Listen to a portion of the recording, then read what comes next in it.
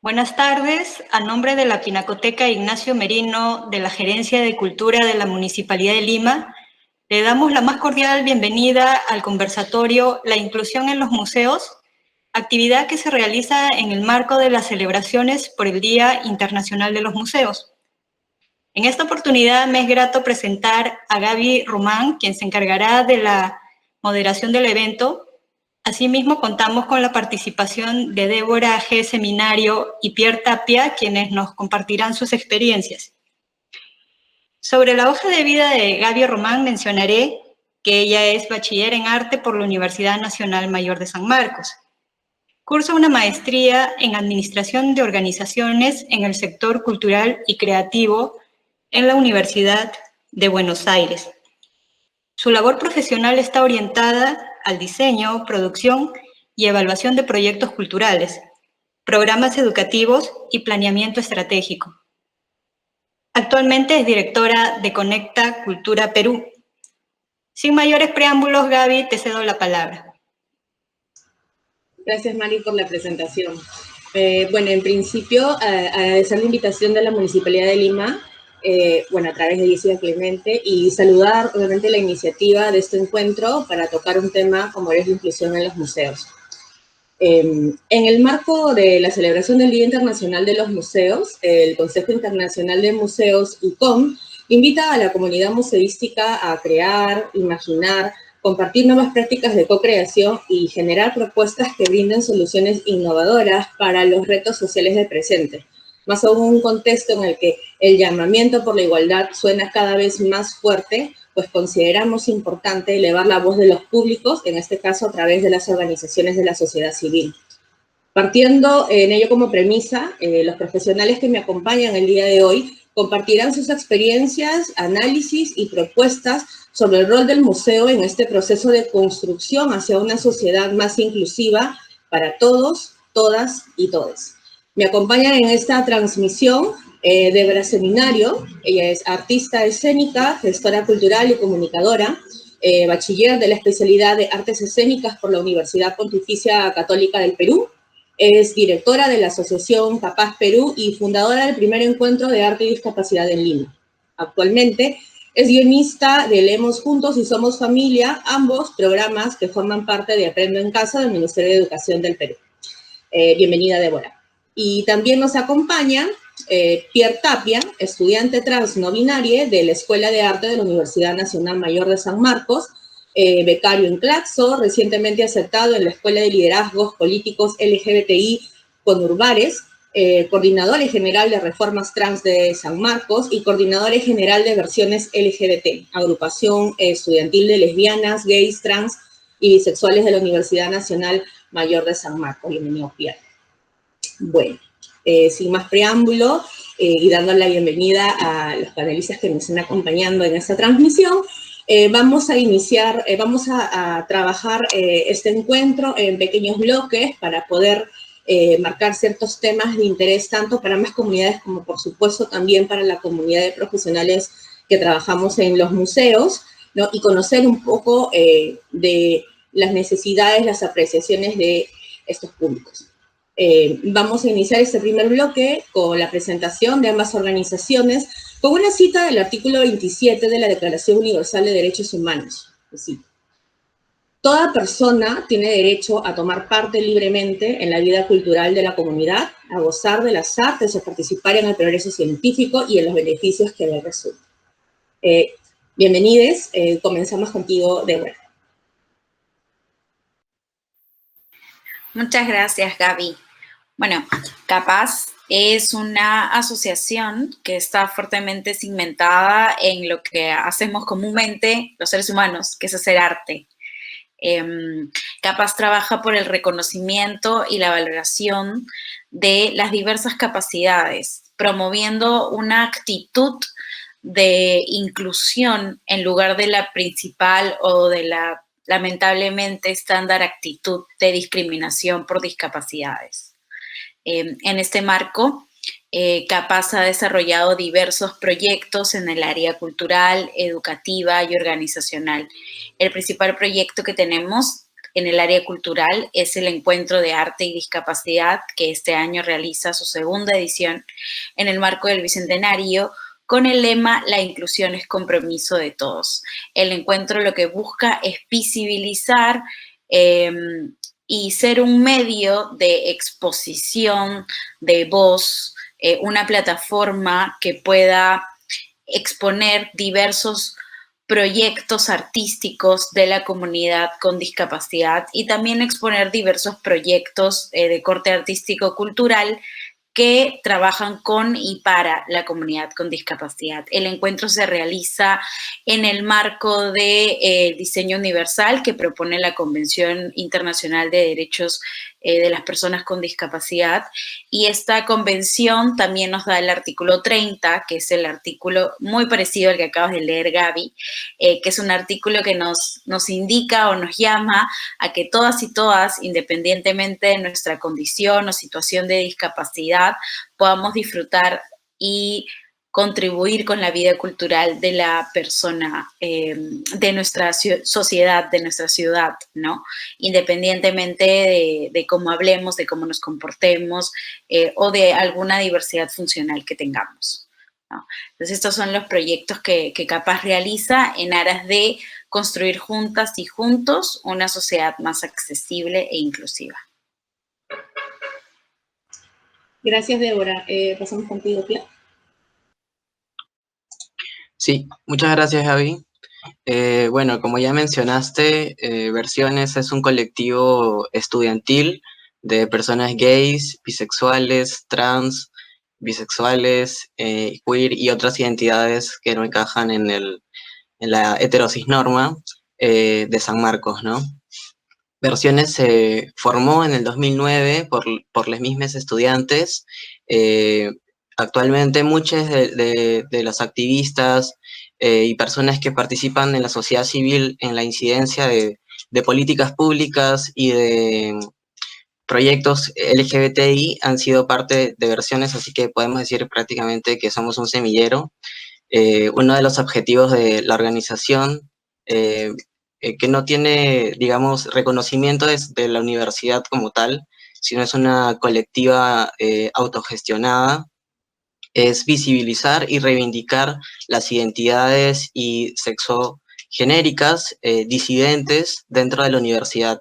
Es muy común dentro de San Marcos encontrar muchos docentes y muchos administrativos, alumnos, alumnas, alumnes que son cada día discriminadas por su expresión de género, por su orientación, por su identidad. Y en ese sentido, lo que Versiones propone es, además de conformarse como un espacio de apoyo para los estudiantes, también bregar por el derecho a la identidad, por la defensa y reivindicar nuestro libre desarrollo dentro de la universidad, ¿no? Versiones también ha hecho conversatorios, talleres, con el objetivo de brindar información veraz y porque muchas veces la discriminación dentro de las aulas, sobre todo de los docentes y los alumnos, se basa en la desinformación, ¿no? Entonces, en ese sentido, trabajamos con centros federados para hacer talleres de formación también para futuros activistas dentro de la universidad. Y actualmente estamos realizando una encuesta para conocer el grado de discriminación y violencia hacia la comunidad LGBTI dentro de San Marcos, porque si bien se cuenta con un protocolo de hostigamiento, este está enfocado hacia, digamos, con un enfoque de género, pero pensado para las mujeres dentro de la universidad, y no se tienen políticas específicas o sanciones específicas para la comunidad LGBT, y muchas de las personas que han sido violentadas o discriminadas no se sienten seguras para denunciar estas agresiones. Y bueno, aparte de lo que hacemos también es hacer eventos académicos, talleres, conversatorios sobre pedagogía y sobre arte, sobre teoría, para tener un intercambio con teóricos y teóricas internacionales y nacionales, ¿no? Y así generar una comunidad dentro de la universidad segura para los estudiantes. Gracias. No, gracias. Bueno, continuando con el segundo bloque, vamos a continuar esta conversación con una cita del Manual de Accesibilidad para Museos, publicado en el marco del proyecto de diseño de estrategias para mejorar la autosostenibilidad de los museos y centros expositivos de Lima Metropolitana. Y de hecho, este manual inicia con eso que a mí me parece bastante significativo para la reunión del día de hoy, y cito: un museo accesible es aquel que integra y fomenta la participación de todas las personas, que nos acerca a la cultura, eliminando barreras para que todos podamos disfrutar de nuestra visita. Un museo accesible es de todos y para todos. En los últimos años, los museos vienen trabajando estrategias y promoviendo actividades que integran a la diversidad de los públicos, ¿no? Y sobre ello pregunto a nuestros invitados, ¿qué iniciativas vinculadas a sus comunidades conocen, ¿no? Y cuáles son los vacíos o brechas que ustedes han observado que consideran que se deberían evaluar o replantear? Iniciamos contigo, Dora. Bueno, hay muchísimas iniciativas que promueven la inclusión y por ende la accesibilidad en diversos espacios culturales.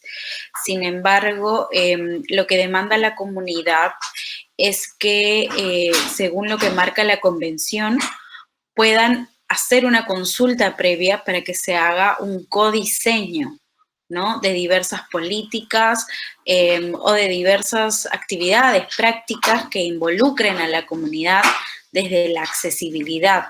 Es muy fácil poder colocar una descripción en braille o una audiodescripción de pintura, fotografía o lo que tenga que ver con accesibilidad física, ¿no? Accesibilidad ambiental. Pero lo más importante acá es rescatar que la accesibilidad, como parte de la convención, forma parte del paradigma de la inclusión.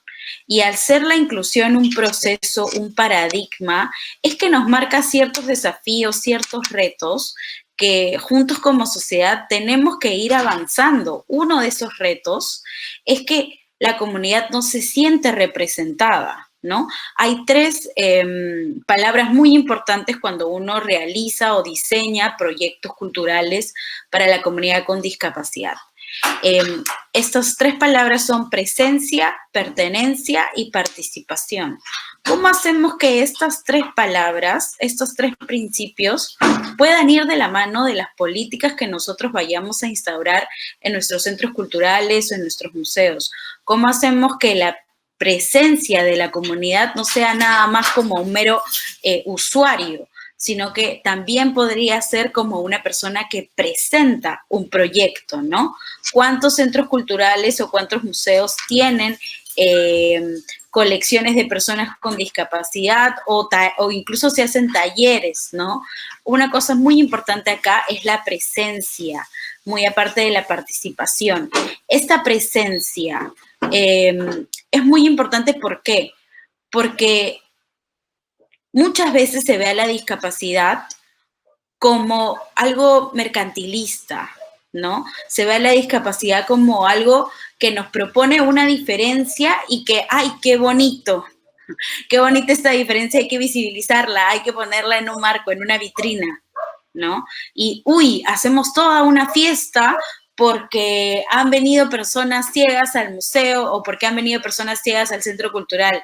Bueno, eso no debería ser una novedad, ¿no? Eso es un derecho. El acceso a la cultura es un derecho, la participación de la vida cultural de una sociedad es un derecho. Y si miramos la discapacidad como un asunto de todes, como un asunto que no solamente involucra a la persona, sino que involucra a la sociedad en general, a la interacción que esta persona tiene con la sociedad, aparece la discapacidad cuando aparecen las barreras, pero por encima de la discapacidad, todos somos sujetos de derecho. Entonces hay que preguntarnos para empezar a diseñar políticas inclusivas, para empezar a diseñar espacios más accesibles, ¿no? respetando el derecho de la comunidad, consultarles a ellos, testear las políticas, ¿no? Presencia, pertenencia y participación. Genial, gracias, Débora. Pierre. Sí, bueno, respecto a las iniciativas que conozco sobre inclusión, a mí la palabra inclusión me suena un poco, me hace un poco de ruido porque incluirnos en dónde, ¿no? Es como tener un referente donde nos meten, nos incluyen en ese proyecto que en realidad conformamos como sociedad. Entonces, hay iniciativas más que todo del sector privado, creo yo. Uno de los pocos espacios que ha tenido muchas muestras eh, y propuestas pedagógicas es el lugar de la memoria, en el que se incluye la diversidad eh, sexual y de género, pero que sean excepciones no debería ser una sorpresa, ¿no? No debería ser como digno de celebrar porque todos los museos y las instituciones de arte deberían tener esta política. Y muchas de las exposiciones que se celebran en el marco muchas veces del Día del Orgullo o Día contra la Transfobia o Día contra la homo, lesbo, transfobia, son eso, son fechas. Y la idea es que si pensamos en una sociedad que incluya a todas, a todos y a todes, seamos parte también de los procesos. Muchas veces cuando yo particularmente accedía a exposiciones, muchas veces también me preguntaba dónde estaban esos artistas que yo conocía y estas artistas que yo conocía que no estaban presentes en las exposiciones, ¿no? Y que quienes conocen de arte saben que hay una escena paralela, no institucional, no hegemónica, donde la mayoría de artistas hacen intervenciones en espacios públicos, hacen festivales autogestivos. Entonces, no es que no existan artistas de la diversidad, ¿no? LGBTIQ, sino de que no se integran realmente en los programas de los museos y de las instituciones de arte. Y hablo del sector público porque es realmente excepcional que yo vea una iniciativa como esta mesa en que se promueva estos temas y que no quede en temas del ICOM como incluirnos, como promover la inclusión, como si fuera algo que sea algo digno de celebrar y especial, ¿no? Debería ser la norma. Eh, y yo creo que cuando realmente se incorpore a las personas LGBT como profesionales, y este es otro de los puntos, ¿no? Cuando se incorpore como profesionales y en las exposiciones, en los temas, porque como decía bien Débora, al igual que las personas con discapacidad y que otras colectivas que han sido excluidas y sistemáticamente invisibilizadas a lo largo de la historia solamente de Perú, tenemos esto de no estar incluidos, de no formar parte de una política nacional y no es que pidamos ningún privilegio, ¿no? Debería ser, como dice también Débora, es un derecho y la cultura debe ser para todos. Creo que hay muchas más iniciativas a nivel de Sudamérica, especialmente en México, en Argentina, que el mismo Ministerio de Cultura promueve exposiciones con artistas LGBT. El año pasado y el anteaño pasado hay una curadora lesbiana, visiblemente en Argentina, que Kena Corbalán, quien siempre o tiene esta visión de incluir a todos, ¿no? En sus exposiciones. Y es como una de las pocas, creo, que hace exposiciones bastante convoca muchos artistas, más de 100 artistas. Entonces creo que estos proyectos se deberían replicar, entre otras cosas, ¿no? Eso. Gracias, Pierre. Y justamente esto último que mencionabas tiene que ver con el siguiente punto que traemos a mesa, que es justamente sobre la participación, ¿no? En el último censo realizado en el año 2017 se reportó que el 10.4% de la población del país cuenta con alguna discapacidad. En el caso de Lima Metropolitana, por ejemplo, existen 64.638 personas inscritas en el Registro Nacional de Personas con Discapacidad. Y por otro lado, de acuerdo con los resultados de la encuesta realizada el año pasado por Ipsos, ¿no?, a pedido del Ministerio de Justicia y Derechos Humanos, se reveló que en el Perú un 8% de personas adultas se identifican como parte de la comunidad LGBT en nuestro país. Esto equivale a 1.7 millones de personas, ¿no? Bueno, en ese caso, ambas comunidades, minorías, claro, en relación con los 33 millones de peruanos, representan un segmento importante para los museos, a pesar de la inexistencia realmente de una data referencial sobre la participación, al menos en el sector cultura, de ambos grupos poblacionales. Sobre ello, ¿qué opinión merecen ustedes respecto al enfoque de los proyectos, los diseños de los servicios y las oportunidades laborales en el sector de los museos para sus comunidades? ¿Y qué oportunidades ustedes consideran que existen en los museos y que aún no son visibilizados o explotados? Débora, te cedo la palabra. Gracias, Gaby. ¿Se me escucha? Sí. Bien, aquí hay tres cosas. Lo primero es que, en efecto, la cita porcentual que nos has dado de la comunidad con discapacidad, que es aproximadamente un 10% de la comunidad peruana, es del 2017. Entonces, de las cuales nosotros no sabemos cómo ha aumentado, y aparte es muy, yo no sé cómo catalogarlo, si gracioso o anecdótico, es muy anecdótico que en el mismo censo solamente se haya considerado que un 23 y algo por ciento sean personas con discapacidad que han sufrido algún tipo de discriminación.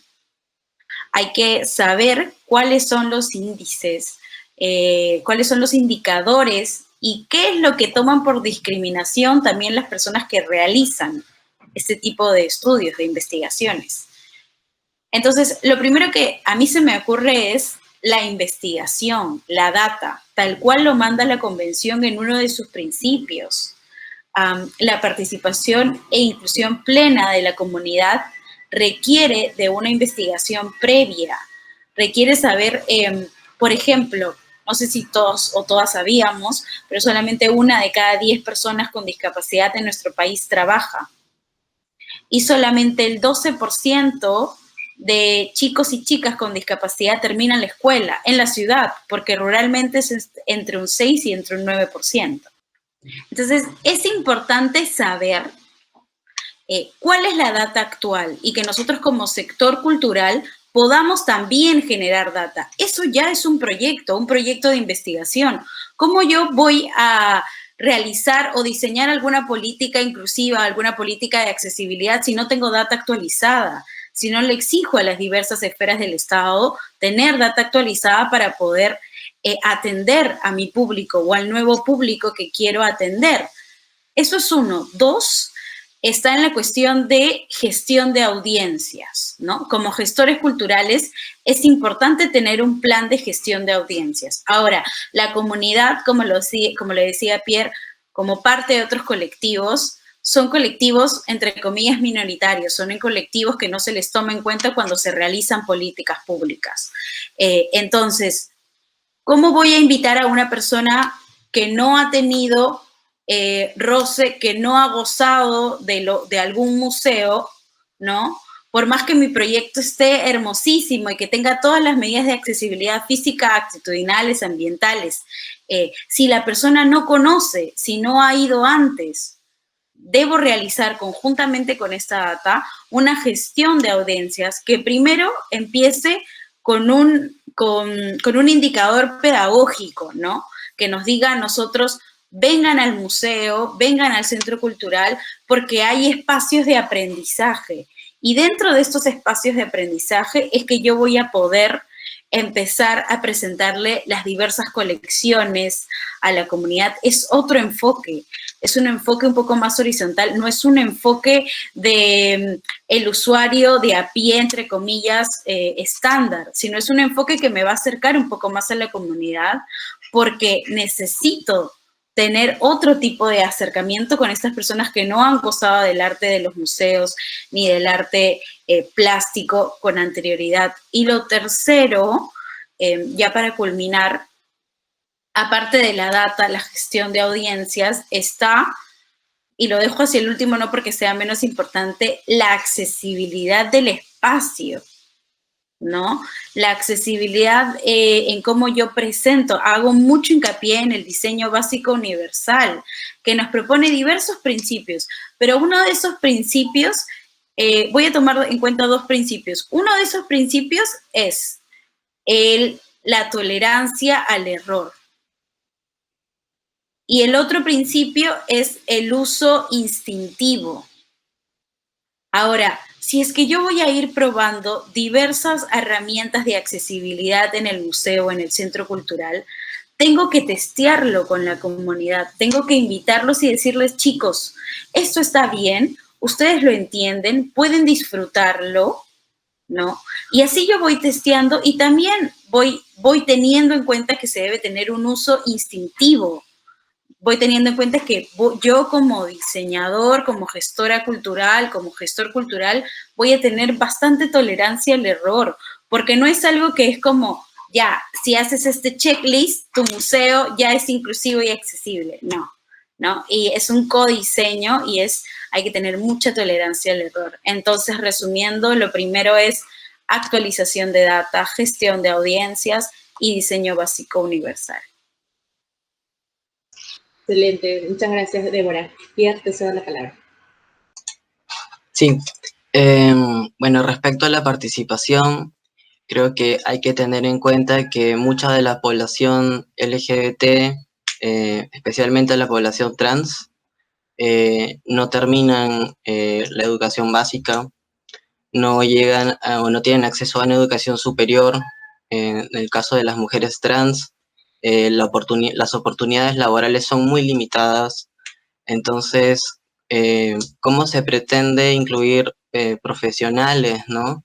Cuando las barreras y el acceso a la educación, que en realidad debería ser para todos, para todas, para todes, que es un derecho además, no se da en la realidad.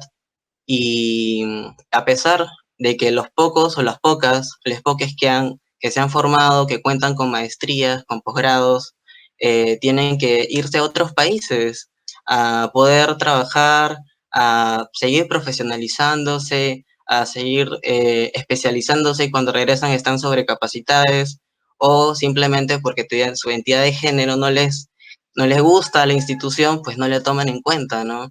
Y no es que no hayan profesionales capacitados para los puestos dentro de instituciones. Otro aspecto es que, claro, si no se tiene esta representación, digamos, porque que una persona LGBT trabaje en un espacio no hace esa institución inclusiva.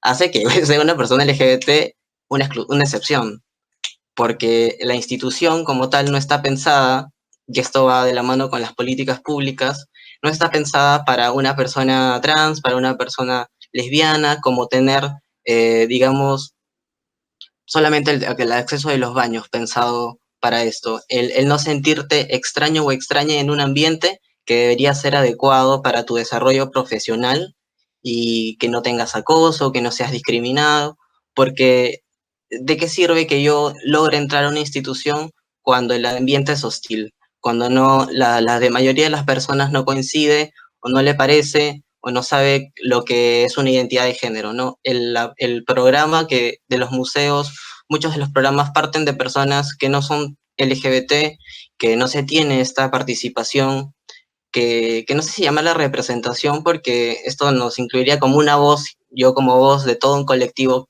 somos muy diversos, ¿no? Todos tenemos posturas, ideologías, no todos coincidimos en lo mismo, pero deberían haber muchos más profesionales dentro del sector cultural. Los hay, no son visibles, a veces ni siquiera se les toma en cuenta a la hora de proponer los programas y las actividades pedagógicas.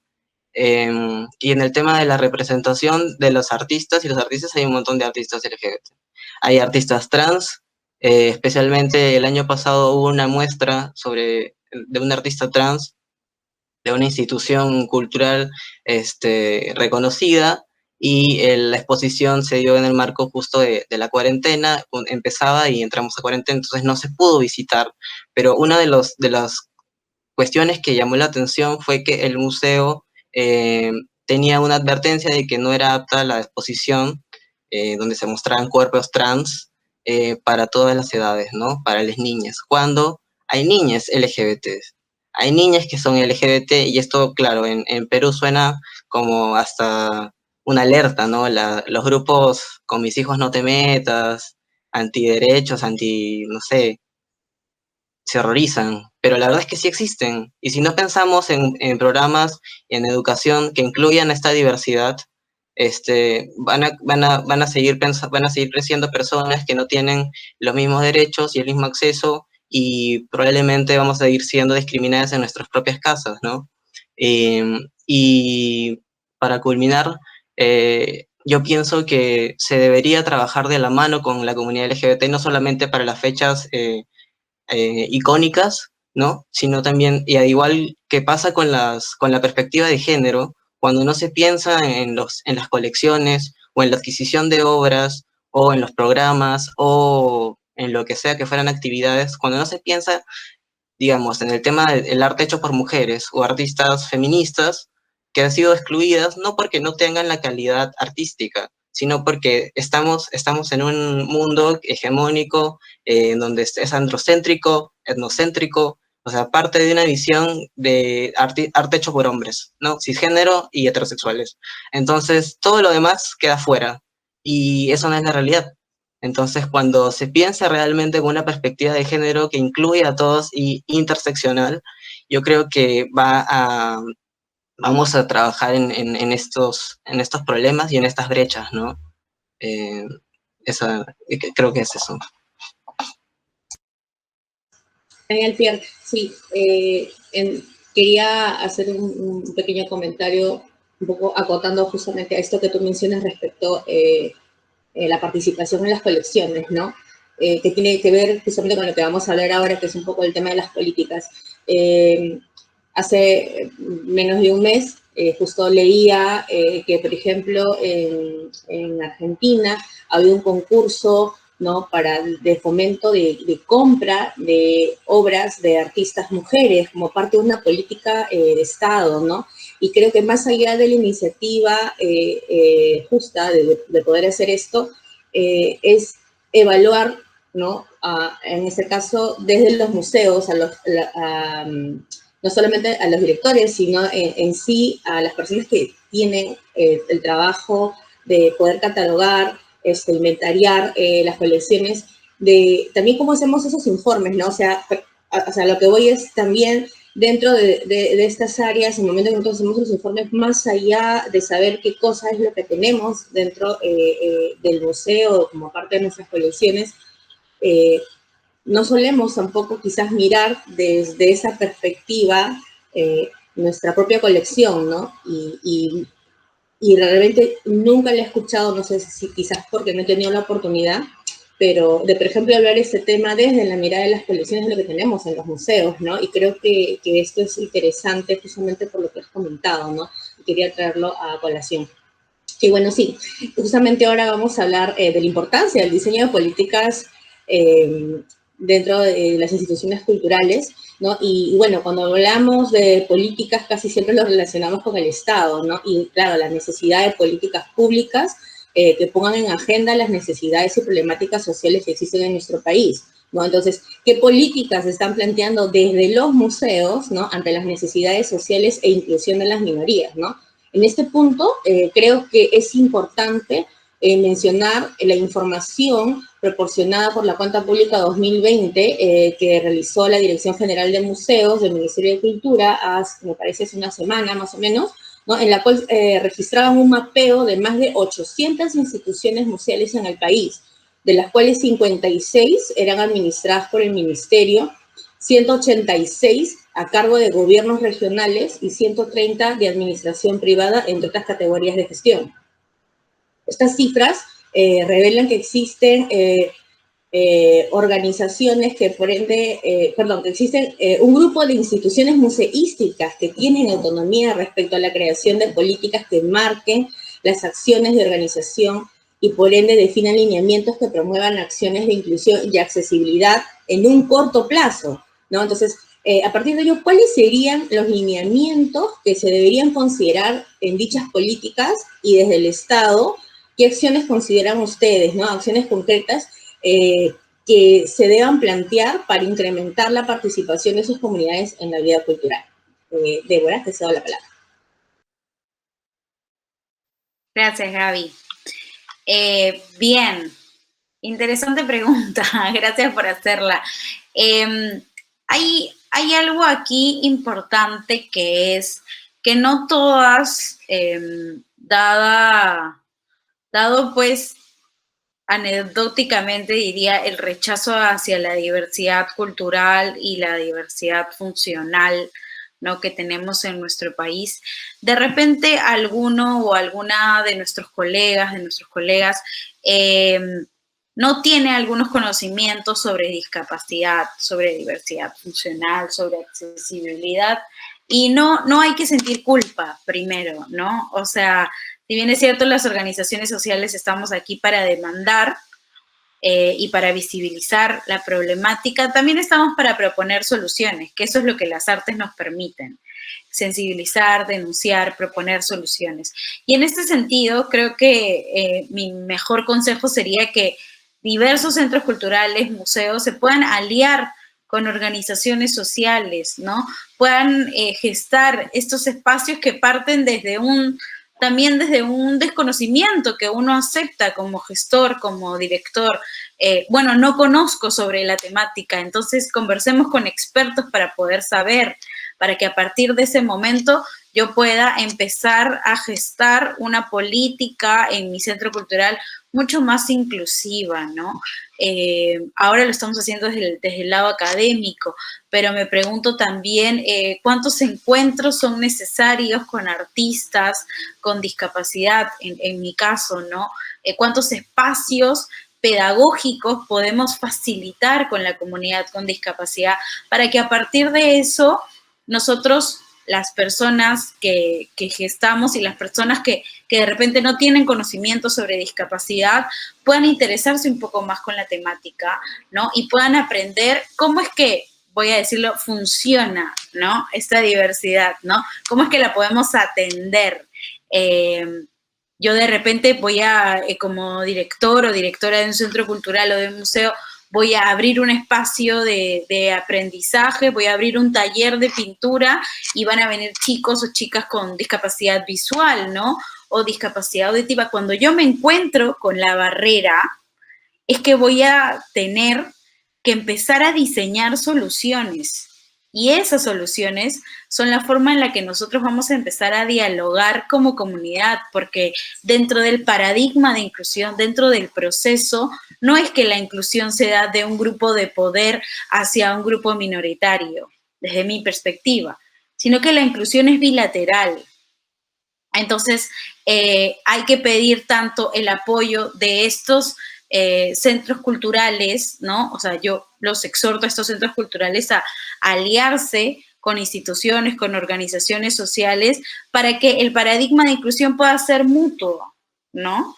Para que ellos brinden un aprendizaje y yo también esté de aprendiz, pero en algún momento yo también voy a tener, no sé, especialistas en la pintura o especialistas de diversas artes que también voy a poder compartir con la comunidad, ¿no? Entonces ahí se va a cogestar, se va a codiseñar una atención a esta diversidad que lejos de instaurarlas en políticas o en acciones concretas, lo que va a hacer es que nos va a acercar un poco más como sociedad a través de las artes, a través de la participación cultural, que creo que es el fin de todos los que estamos aquí sentados hablando, ¿no?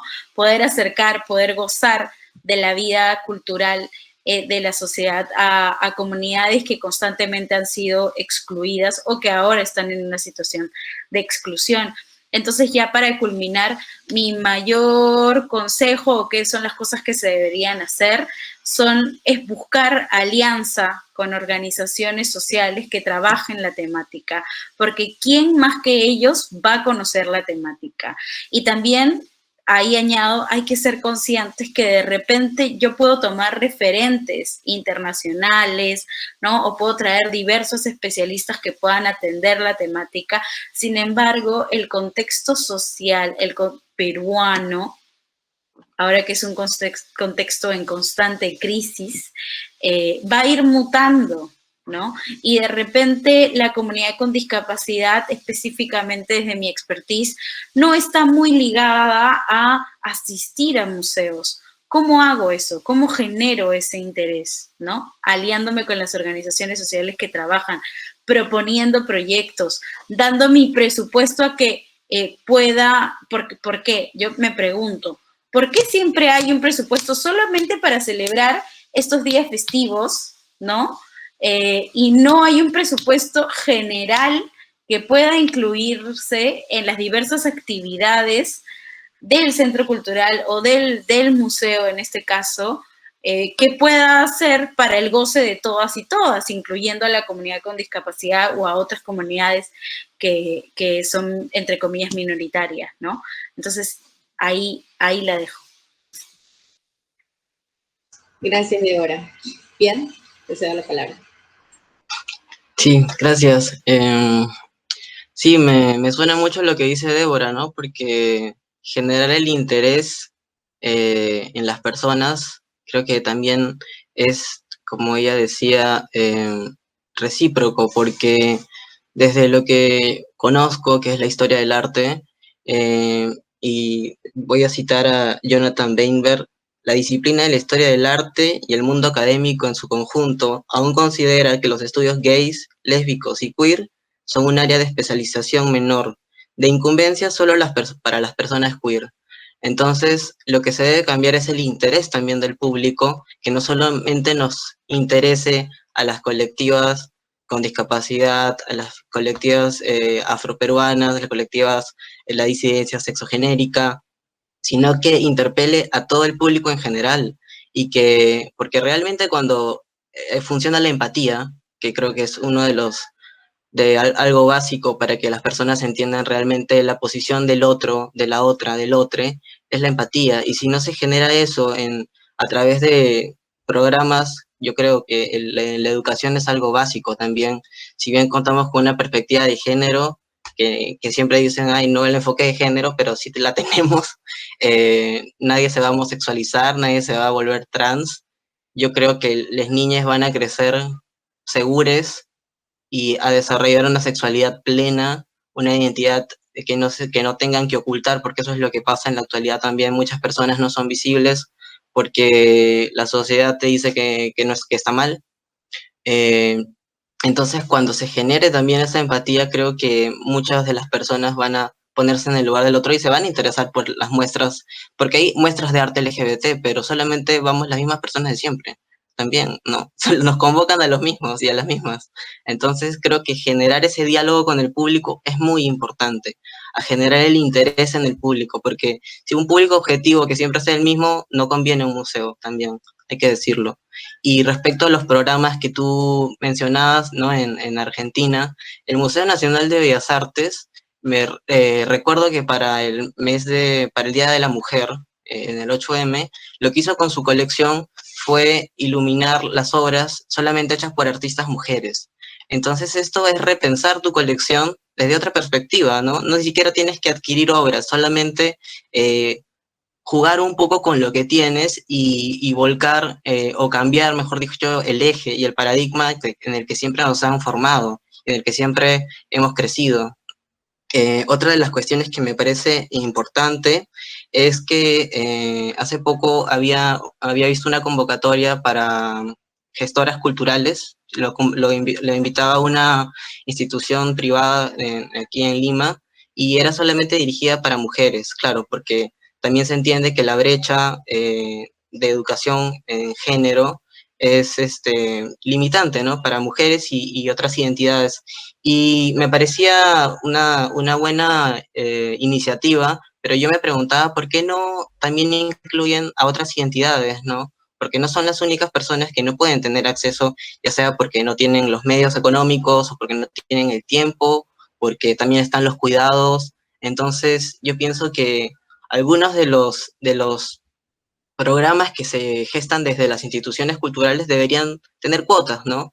Pensadas para personas LGBT que probablemente no tengan los medios, porque ese es otro de los factores, los medios económicos que no te permiten tener acceso, no sé, a irte al teatro o irte a una función de performance o pagarte un festival de artes escénicas, porque no se tiene, ¿no?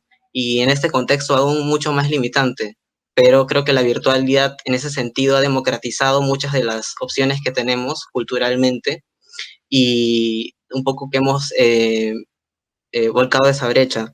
Eh, y otro punto era también que yo tengo muchas amigas que trabajan en instituciones artísticas, en museos, y creo que parte de lo que también considero es que los guiones, los programas que se hacen deben estar pensados para incluir a todas las personas, ¿no? Porque ¿de qué sirve que el museo tenga una visión o una perspectiva diversa cuando su personal no está capacitado o capacitada, ¿no? Eso también hay que tenerlo en cuenta. Yo sé que hay propuestas en algunos espacios en utilizar el lenguaje inclusivo, que para mí es súper importante. Muchos consideran que es un error de la lengua, ¿no? Es un ataque a la RAE, pero una institución española que controla el lenguaje como si fuéramos una colonia desde la época del virreinato, en mi opinión, ¿no? En la academia la tenemos que utilizar, pero me parece muy importante porque hay personas que utilizamos los pronombres neutros. Entonces, cuando a ti no te tratan con respeto o no te tratan porque eres una persona, o sea, te tienes que tratar porque eres una persona y porque tienes derecho a la ciudadanía como tal y respetarte. Entonces, muchas personas no lo hacen y al ver tu documento de identidad, no sé, en algunos espacios, te malgenerizan, ¿no? Entonces yo creo que eso también es importante, capacitar al personal que trabaja en las instituciones para que no se quede solamente en propuestas de museos o de instituciones y realmente se sienta en el trato, ¿no? Eh, y, y eso también, proponer bueno, que hayan más eventos como este, ¿no? Porque si bien es una fecha importante y el tema del ICON es también importante para todos los museos en el mundo, hay que hacerlo real, ¿no? Que no solamente se quede en tema. Gracias. Totalmente de acuerdo, Pierre. Y justamente ahora que mencionaba sobre el tema de tener profesionales capacitados y de propuestas, creo que sería muy interesante que también desde el Ministerio de Cultura miren lo que están haciendo los del Ministerio de Cultura en Argentina, lo que han sacado de su programa de formación, que nosotros también tenemos acá un programa de formación a través de la Dirección de Artes del Ministerio. Y en este caso, allá se está sacando la primera diplomatura en gestión de proyectos culturales LGBTI y lo plantean como un espacio de formación e intercambio para potenciar la profesionalización en materia de gestión cultural y fortalecer el desarrollo de proyectos culturales de la comunidad LGBTI en todo el territorio nacional. He leído justamente tal cual lo que ellos, cómo lo proponen, porque me asumo yo como una profesional que también desconoce mucho, y lo he mencionado en una reunión previa que hemos tenido, y creo que es eso, ¿no? Quizás desde el lado de la gestión o en general de la diversidad de áreas dentro de una institución cultural, no todos tenemos el conocimiento realmente para poder trabajar quizás propuestas que estén vinculadas, en este caso, con ambas comunidades. Y creo que esto es un proceso donde tiene que haber también un interés, y como tú dices, ese interés no llega solo, o sea, a especial adulta hay que formar también en eso, ¿no? Y creo que eso es importante. bueno, estamos culminando ya y sí quería poder decir algunas anotaciones que creo yo han sido importantes de todo lo que se ha mencionado en esta tarde, ¿no? Se ha mencionado que la inclusión es un compromiso de todos, ¿no? Se hace un llamado a pensar en el tema de la presencia, la pertenencia y la participación, y aunque eso ha sido, lo ha mencionado Débora, creo que aplica en realidad para todos los públicos, incluido la comunidad LGTB. Se ha hablado que la discapacidad aparece cuando aparecen las barreras, y creo que a partir de eso habría que pensar también un poco, también desde la parte espacial de la infraestructura de los museos, ya que muchos de los museos en nuestro país no han sido diseñados desde un inicio para ser un museo, ¿no? Como quizás ahora es diferente en el caso de la construcción del Museo Nacional, ¿no? del MUNA, ¿no? Se hace un llamado también a las instituciones culturales a generar una data actualizada sobre la participación de los públicos, en este caso públicos con discapacidad, y para poder incluirlos dentro de un plan de gestión de audiencias, ¿no? Creo que el tema del desarrollo de públicos, del estudio de los públicos, del desarrollo de audiencias, es un tema que en los últimos años se ha trabajado mucho, se ha conversado sobre experiencias, sobre el tema, pero siempre ha sido desde la mirada de la práctica, ¿no? De cómo uno ha afrontado el momento de trabajar con ellos, ¿no? O del acercamiento, o quizás con las escuelas, ¿no? O con algunas agrupaciones de la sociedad civil, y con quienes he tenido oportunidad de trabajar, pero creo que realmente, justamente por este desconocimiento, creo yo, es que no se incluye de manera transversal el hecho de pensar en la accesibilidad realmente para todos, ¿no? También se ha mencionado que es como súper importante el derecho a la identidad y la reivindicación del libre desarrollo personal, ¿no? Se ha mencionado sobre que las oportunidades laborales, en este caso para la comunidad LGBT, son limitadas partiendo desde el punto que existen barreras desde la educación básica, ¿no? También se ha mencionado que se debe pensar en la perspectiva de género, pero de una manera transversal, ¿no? En nuestros procesos de gestión, ¿no? Y cito procesos de gestión porque eso implica de manera transversal a todas las áreas que puede tener una institución cultural, ¿no? Y no solamente hablar de género o de inclusión desde las áreas de los públicos, ¿no? Como dos cosas finales, para concluir este pequeño encuentro, ¿no? Se hace un llamado, ¿no? Al codiseño, ¿no? De propuestas que integren a los públicos en los procesos de construcción de nuevas propuestas, o en todo caso también de sostenimiento de las ya ensayadas, ¿no? Porque creo que es eso lo que ha venido, es un ensayo, y como por ahí decía Débora, un ensayo-error, ¿no? Y creo que eso es justamente lo rico de los procesos de aprendizaje. Y creo que para eso los museos son pieza vital, ¿no? Y por último, dejo una pregunta, ya en todo caso dirigido a la comunidad de profesionales, trabajadores de museos, ¿no? ¿Qué estamos haciendo desde los museos para que la sociedad sea cada vez más empática con las comunidades minoritarias? Realmente ha sido un gustazo poder compartir y nuevamente escucharlos, Débora, Pierre, y nada, agradecer nuevamente a la municipalidad, a la Pinacoteca, y bueno, a Mari y a Jessica por la invitación. Y sí, concuerdo con Pierre y con Débora de que creo que estos temas deben ser cada vez más frecuentes, trabajarlos de manera más frecuente, pero sobre todo eso, ¿no? Trabajarlos, ejecutarlos, porque los debates son buenos, pero si los debates y las conversaciones no nos llegan a cosas concretas, a estos ensayos y errores, realmente nunca vamos a construir nada. Y creo que eso es lo que debemos tener en cuenta por sobre todas las cosas, ¿no? Muchas gracias.